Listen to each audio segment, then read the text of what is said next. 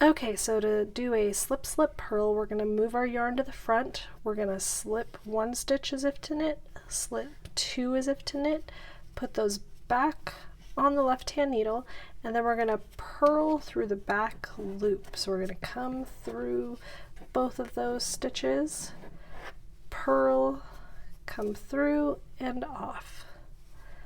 Again, we're going to slip the first stitch as if to knit, slip the next one as if to knit, put those back on the left hand needle, come around, so we're coming from the second to the first, coming through the back loop.